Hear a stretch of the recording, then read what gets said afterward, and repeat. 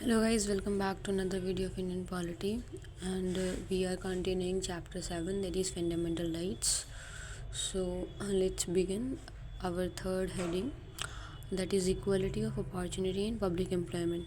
Article 16 provides for equality of opportunity for all citizens in matters of employment or appointment to any office under the state. Article 16 जो है वो equality of opportunity provide करता है सभी citizens को, जहाँ पे बात की जाती है किसी भी अपॉइंटमेंट जो कि अंदर स्टेट हो रही हो। ठीक है, मतलब अगर स्टेट के द्वारा कोई भी अपॉइंटमेंट है तो उसमें सभी को मतलब इक्वल ही ट्रीट किया जाएगा। No citizen can be discriminated against or be ineligible for any employment or office under the state on grounds of only religion, race, caste, sex, descent, place of birth or residence. किसी भी citizen के साथ discrimination नहीं होगा या फिर उसको ineligible नहीं माना जाएगा स्टेट एम्प्लॉयमेंट के लिए। किस ग्राउंड्स पे? On the grounds of only of religion, race, caste, sex, descent और प्लेस ऑफ बर्थ। ठीक है, इन ग्राउंड्स पे उसको इनएलिजिबल नहीं माना जाएगा। ठीक है, there are 4 exceptions to this general rule of equality of opportunity in public employment. Let's see what are those exceptions.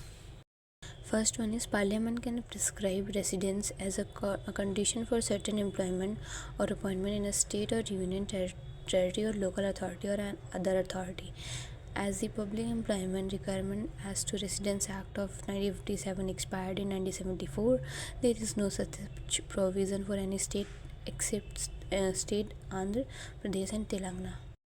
कह रहा है कि जो पार्लियामेंट है वो किसी भी प्रिस्क्राइब कर सकती है residence as a condition for certain employment or appointment state or union territory या फिर लोकल अथॉरिटी। ठीक है, as the public employment requirement as to residence act of 1957 expired in 1974। ये जो एक्ट था ये 1957 का 1974 में एक्सपायर हो गया। इसके बाद से ऐसा कोई प्रोविज़न नहीं है कि मतलब आपको रेसिडेंस के बेसिस पे कोई एम्प्लॉयमेंट मिलेगा। बस आंध्र प्रदेश और तेलंगाना में स्टेट ये एक्ट अभी भी एप्लीकेबल है, बाकी ऐसा नहीं है। ठीक है, कि आपको रेसिडेंस वहाँ का होना ही पड़ेगा एम्प्लॉयमेंट लेने के लिए। Okay, there is no such provision now. The state can provide for reservation of appointments और post in favour of any backward class that is not adequately represented in the state services. जो backward classes हैं उनके लिए जो state है वो reservation provide कर सकता है। ठीक है, जो स्टेट सर्विसेज में एडुकेटली रिप्रेजेंटेड नहीं है। A law can provide that the incumbent of an office related to religious or denominational institution or a member of its governing body should belong to the particular religion or denomination. The state is permitted to make a provision for the reservation of up to 10% of appointments or posts in favor of any economically weaker sections of citizens. ये 10% reservation की बात कर रहा है for appointments और post in favour of any जो economically weaker sections है। ठीक है, 10% reservation there. This reservation of up to 10% would be in addition to the existing reservation. ठीक है, मंडल कमीशन एंड आफ्टरमैथ। अब मंडल कमीशन आया उसके बाद in 1979 the Morarji Desai government appointed the second backward classes commission under the chairmanship of B.B. Mandal, a member of parliament, in terms of article 340 of the constitution to investigate the conditions of the socially and educationally backward classes and suggest measures for their advancement.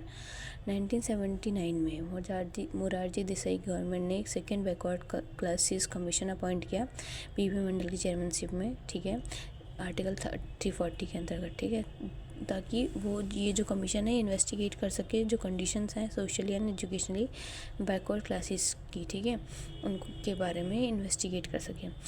इस commission ने जो अपनी report 1980 में submit करी and identified as many as 3743 caste as socially and educational backward classes, और इसने 3743 caste को as socially and educational backward classes identify किया।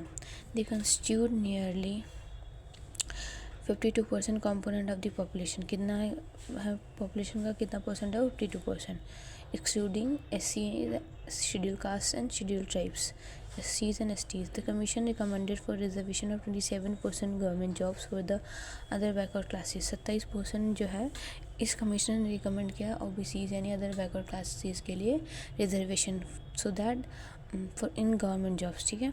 So that the total reservation for all, that is SCs, STs and OBCs amounts to 50%, ताकि total जो reservation है 50% हो जाए total, है ना. It was after 1990 that the VP Singh government declared reservation of 27% government jobs for the other OBCs, ठीक है, other backward classes के लिए. 1990 में वीपी सिंह की गवर्नमेंट ने रिजर्वेशन 27% जो वीपी मंडल ने अदर बैकवर्ड क्लासेस के लिए रिकमेंड किया था उसको लागू कर दिया.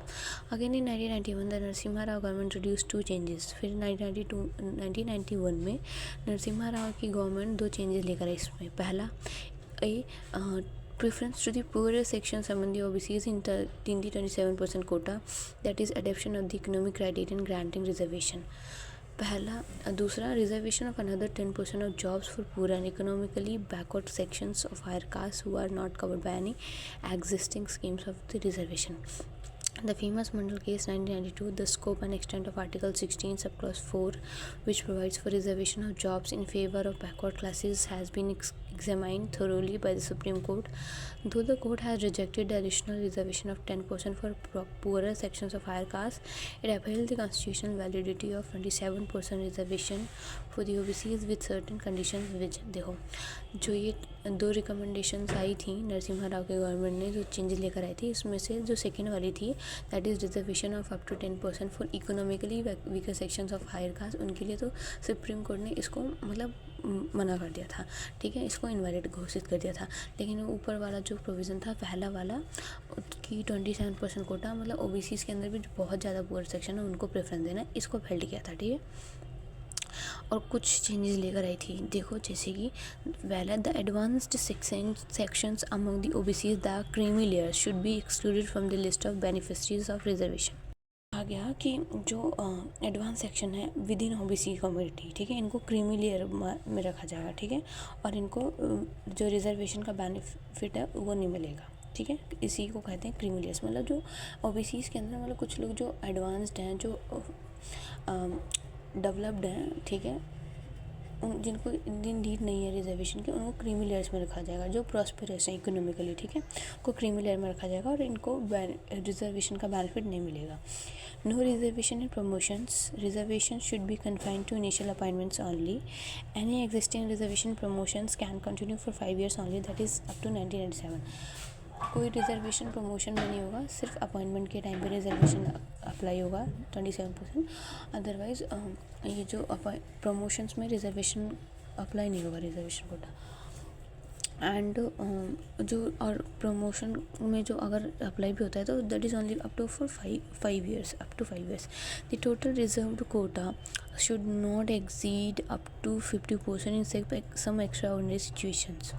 और जो टोटल रिजर्व कोटा है 50% से कभी एक्सीड नहीं होना चाहिए, ठीक है, कुछ एक्स्ट्रा ऑर्डिनरी सिचुएशन को छोड़ के. ये हर साल अप्लाई होगा. The carry forward rule in case of unfilled backlog vacancy is valid but it should not be violate 50% rule. Carry forward rule, इसके लिए मैं कभी अलग से वीडियो बनाऊंगी. इसमें जो ये है ये वैलिड है, बट लेकिन इसमें भी 50% रूल जो है वो वायलेट नहीं होना चाहिए. And last one is a permanent statutory body should be established to examine complaints of over inclusion and under inclusion in the list of OBCs. एक ऐसी statutory body, permanent statutory body होनी चाहिए जो कि complaints, कभी कभी होता है ना कि कुछ लोगों को जिनको नीड होती है उनको इंक्लूड नहीं किया जाता, ओवर इंक्लूड कर लिया जाता है या फिर अंडर इंक्लूडेड होते हैं. तो ऐसी कंप्लेंट्स के लिए एक statutory body, permanent statutory body होनी चाहिए, ठीक है, इन चीज़ों को एग्जामिन करने के लिए. With regard to the above rulings of the supreme court, the government has taken following actions. अब जो रूलिंग आई है उसके रिगार्डिंग क्या एक्शन लिए गए गवर्नमेंट द्वारा.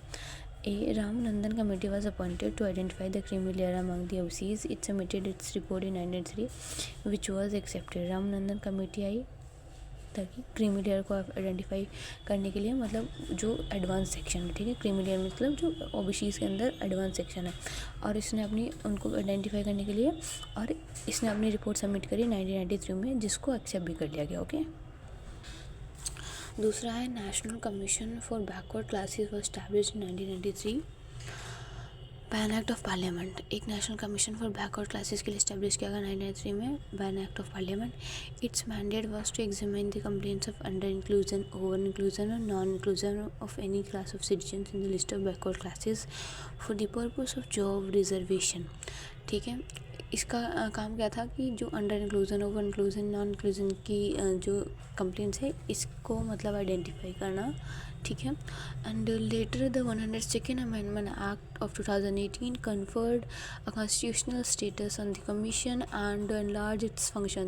और 2018 में 102nd अमेंडमेंट के ज़रिए जो बैकवर्ड क्लासेस कमीशन है इसको कॉन्स्टिट्यूशनल स्टेटस दिया गया। This purpose the amendment inserted a new article that is article 338B in part as for now I don't remember in the constitution. एक नए आर्टिकल 338B के अंतर्गत बैकवर्ड क्लासेस कमीशन को रखा गया। ठीक है, in order to nullify the ruling with regard to reservation promotions, the 77th Amendment Act was enacted in 1985। और जो रिजर्वेशन एंड प्रमोशन था उसको नलीफाई करने के लिए 77th अमेंडमेंट एक्ट आया 1985 में।